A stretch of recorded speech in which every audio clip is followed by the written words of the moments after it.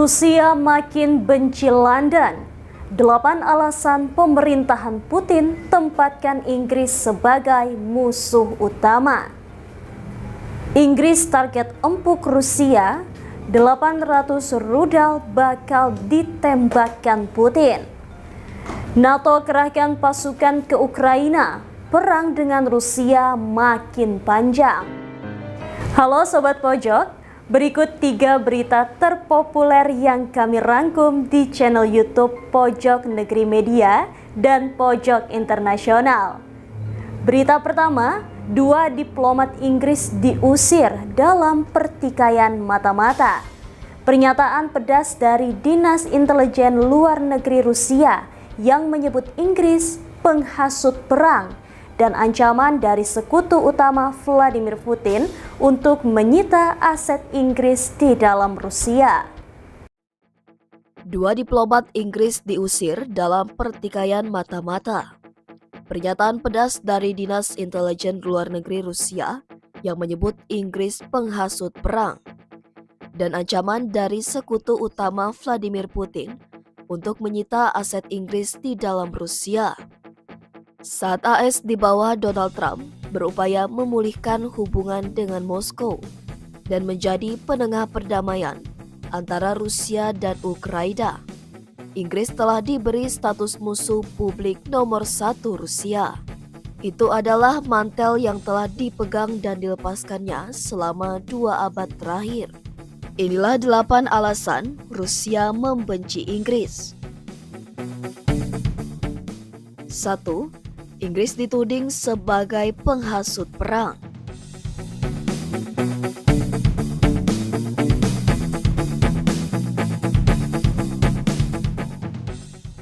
Mereka menuduh London mencoba menggagalkan upaya Trump untuk menjadi perantara perdamaian di Ukraina. Sementara Moskow telah secara khusus mengecam Inggris.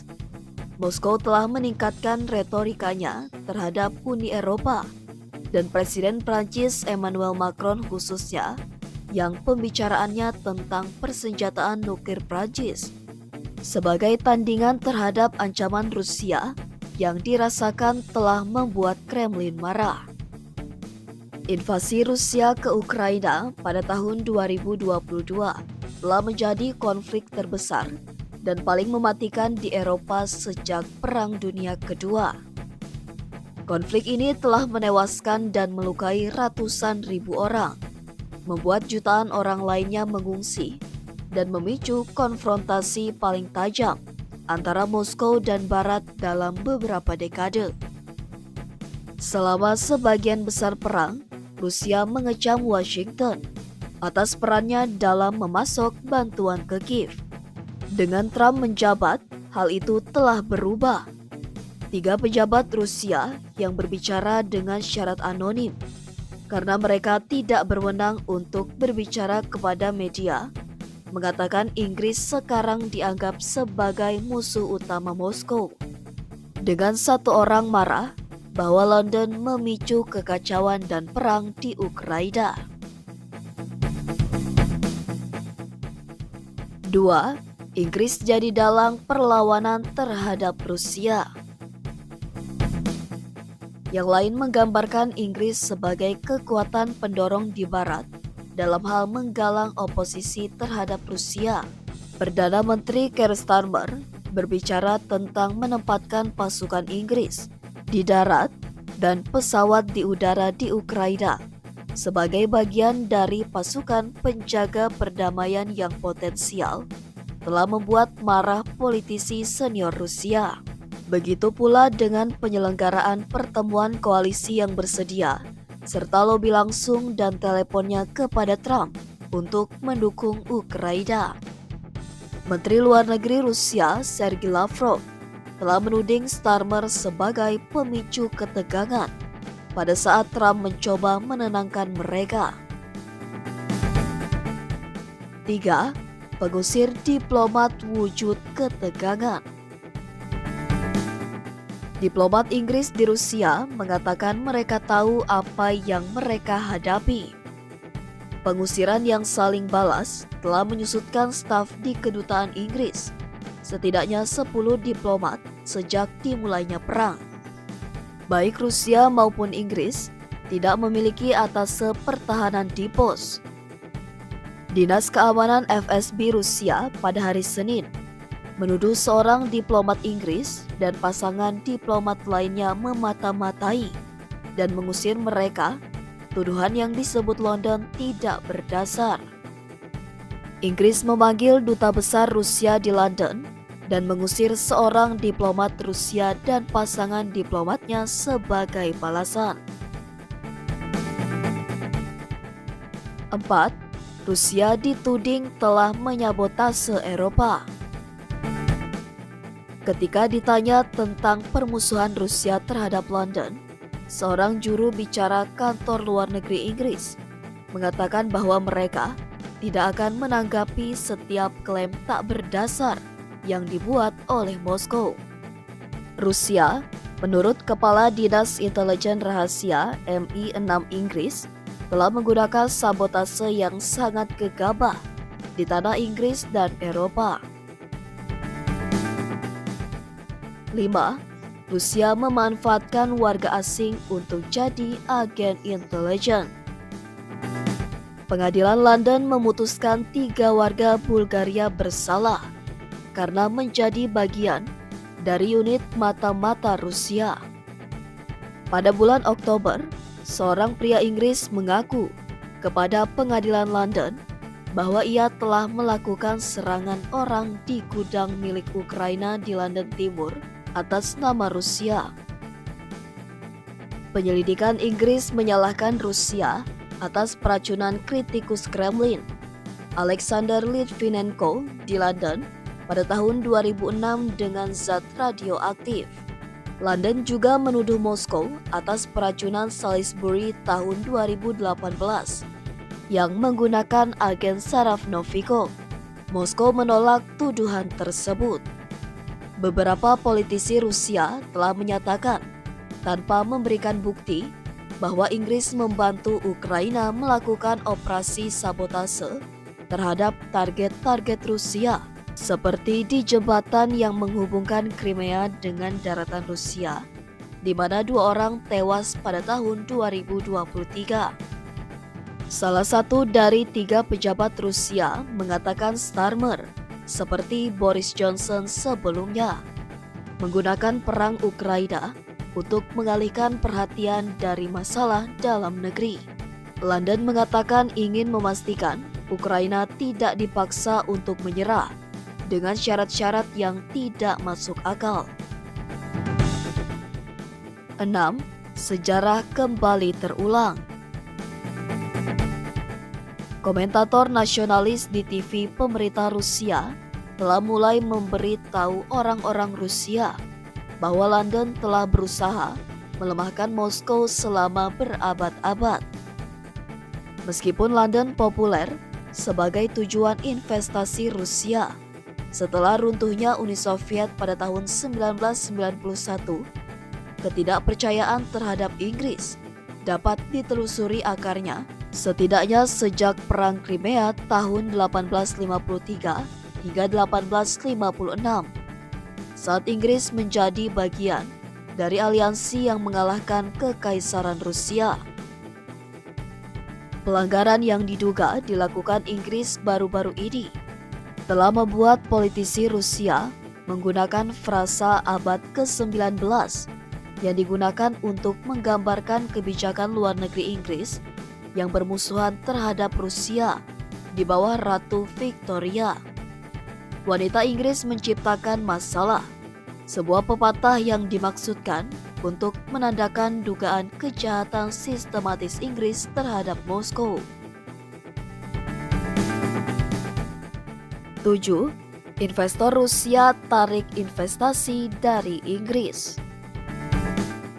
Suasana anti-Inggris yang baru dan memburuk yang telah disertai dengan pelunakan retorika anti-AS yang nyata dan cepat di media pemerintah dapat membuat London semakin terekspos.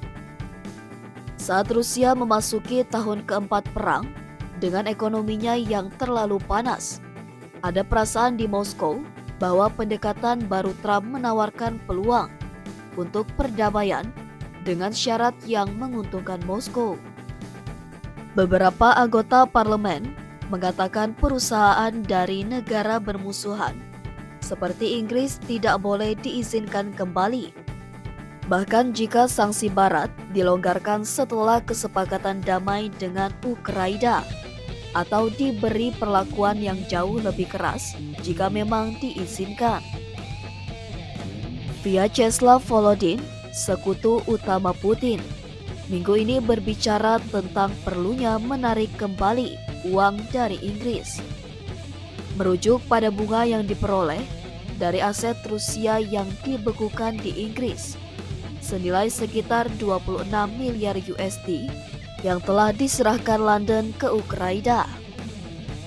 Perdagangan Inggris-Rusia telah menyusut dari lebih dari 16 miliar pound pada tahun 2021 menjadi lebih dari 2 miliar pound pada tahun 2023. Menurut data pemerintah Inggris, dengan perusahaan minyak BP mengalami kerugian lebih dari 20 miliar USD untuk keluar dari Rusia pada tahun 2022. Perusahaan Inggris lainnya seperti raksasa farmasi Inggris Swedia AstraZeneca dan GlaxoSmithKline terus berbisnis di sana. Beberapa orang di Inggris mungkin terkejut dengan pentingnya layanan intelijen dan pasukan khusus London secara global yang dikaitkan oleh Moskow. Namun, salah satu dari 3 pejabat Rusia mengatakan London telah menunjukkan bahwa mereka mampu memberi contoh di Ukraina. 8. Inggris terlalu sering membantu Ukraina. Inggris yang menawarkan pelatihan dan keuangan untuk militer Ukraina adalah negara pertama yang menjanjikan tank tempur utama buatan Barat ke Ukraina dan yang pertama mengirimkan rudal jelajah jarak jauh pada saat negara lain ragu-ragu. Hal itu membuat Rusia sangat marah. Upaya Rusia untuk menggambarkan Inggris sebagai pemicu perang menggemakan tuduhan Putin bahwa mantan Perdana Menteri Inggris Boris Johnson membujuk Presiden Ukraina Volodymyr Zelensky untuk meninggalkan potensi kesepakatan damai pada tahun 2022. Sebuah pernyataan yang ditolak Johnson dan Zelensky. Dan meskipun tampaknya melemahkan tuduhan bahwa Inggris menimbulkan ancaman bagi Moskow, politisi dan komentator Rusia sangat ingin menunjukkan keadaan militer Inggris yang menyusut, yang saat ini memiliki kurang dari 75.000 tentara penuh waktu. Rusia diperkirakan memiliki 1,1 juta prajurit aktif. Pembawa acara TV pemerintah Yevgeny Kiselyov menggunakan acara utamanya bulan ini untuk menyindir bahwa seluruh tentara Inggris dapat masuk ke stadion sepak bola Wembley di London. Inggris saat ini menghadapi ancaman Rusia dengan sekitar 800 rudalnya yang akan menjadi ancaman terbesar sejak Perang Dingin. London harus memperkuat pertahanan udara dan rudalnya untuk melawan ancaman yang terus meningkat dari Moskow yang bisa membahayakan infrastruktur militer.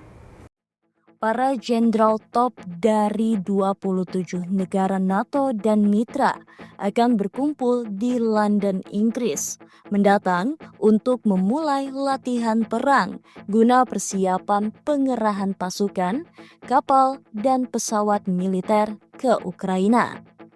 Perdana Menteri Inggris, Sir Keir Starmer, mengumumkan bahwa perencanaan pengerahan pasukan penjaga perdamaian ke Ukraina jika terjadi gencatan senjata kini memasuki fase operasional. Pengumuman itu muncul setelah Starmer melakukan panggilan telepon dengan para pemimpin dunia.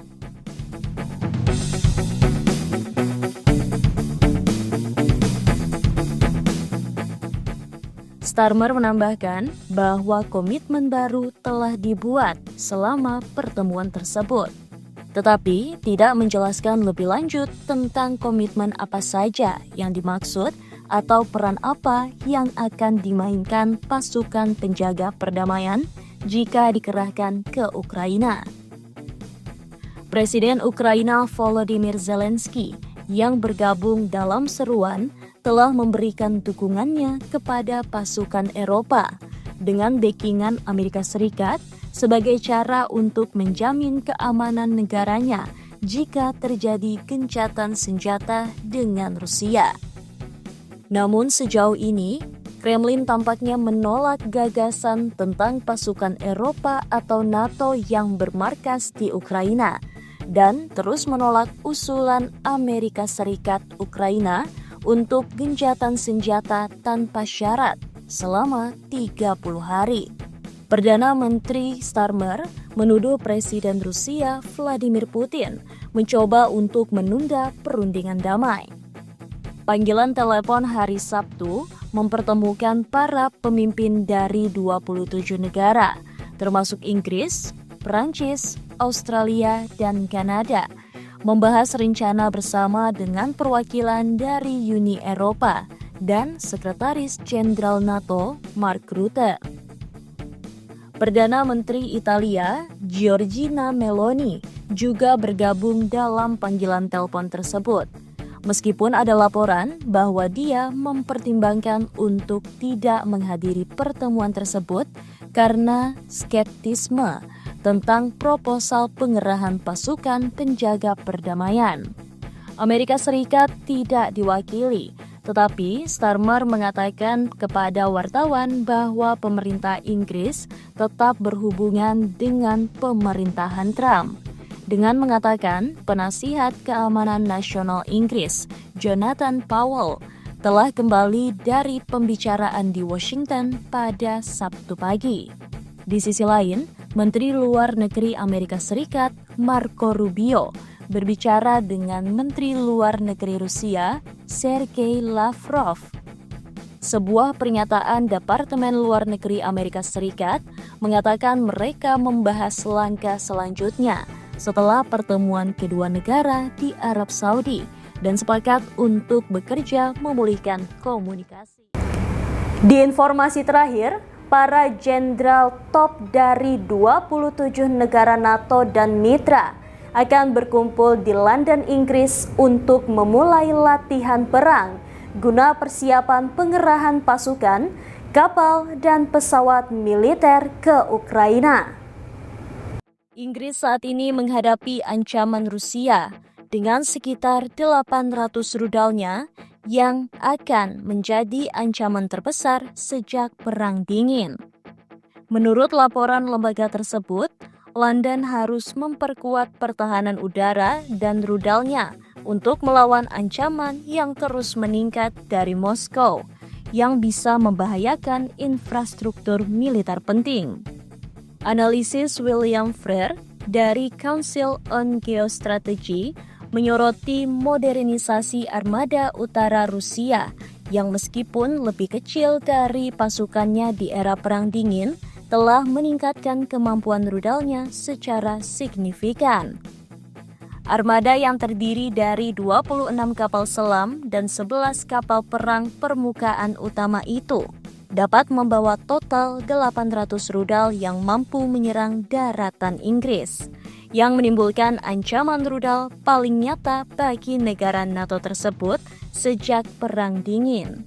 Laporan tersebut memperingatkan bahwa NATO juga telah mengalami pengurangan kemampuan pertahanan angkatan laut dan angkatan udara, dengan jumlah fregat Angkatan Laut Kerajaan Inggris menyusut dari 38 pada tahun 1990 menjadi hanya 8 unit saat ini.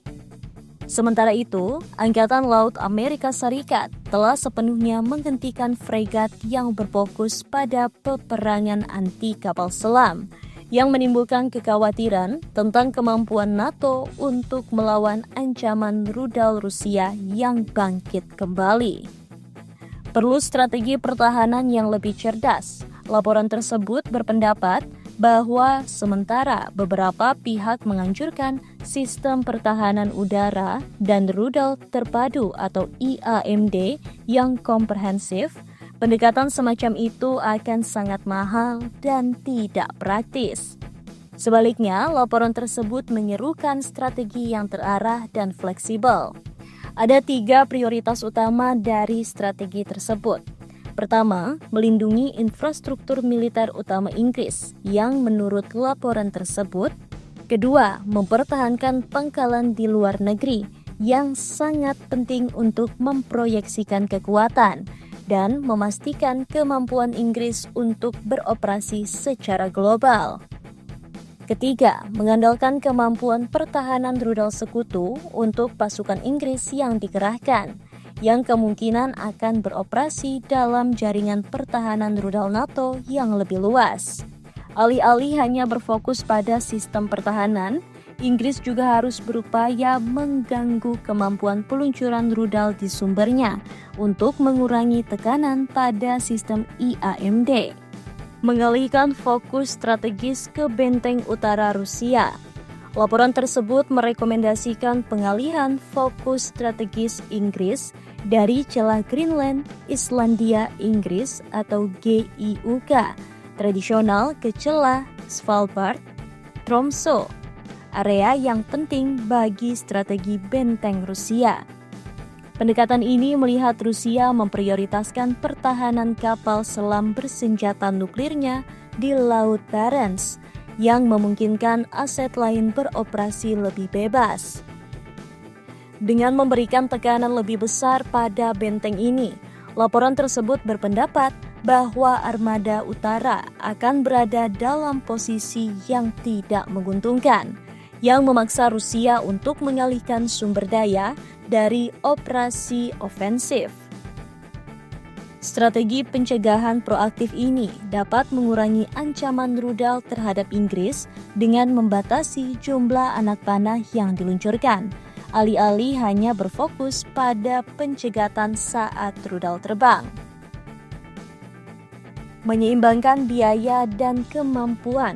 Meskipun laporan tersebut mengakui ancaman rudal yang terus meningkat, lembaga itu memperingatkan bahwa sistem pertahanan rudal skala penuh tidak mungkin menjadi solusi yang layak, karena akan memerlukan investasi pertahanan yang jauh lebih besar untuk mencapainya. Sebaliknya, laporan tersebut berpendapat bahwa pendanaan harus digunakan secara lebih efektif, dengan memprioritaskan efisiensi dan kemampuan beradaptasi dalam pengembangan IAMD. Meskipun ada kekhawatiran atas kerentanan militer Inggris, laporan tersebut tetap berhati-hati tentang pengeluaran yang berlebihan untuk pertahanan rudal, mengadvokasi pendekatan seimbang yang memaksimalkan jangkauan strategis, memperkuat pencegahan, dan meningkatkan efisiensi operasional. Council on Geostrategy menggarisbawahi keuntungan geografis Inggris, tetapi menekankan bahwa hal ini saja tidak cukup untuk melawan ancaman rudal yang terus meningkat. Inggris harus mengadopsi pendekatan yang pragmatis dan hemat biaya dengan menyeimbangkan investasi pertahanan rudal dengan upaya pencegahan strategis yang membatasi kemampuan ofensif musuh. Dengan meningkatnya ketegangan dan Armada Utara memodernisasi persenjataannya, Inggris harus bertindak cepat untuk mencegah Inggris terpapar pada salah satu ancaman rudal paling signifikan dalam beberapa dekade.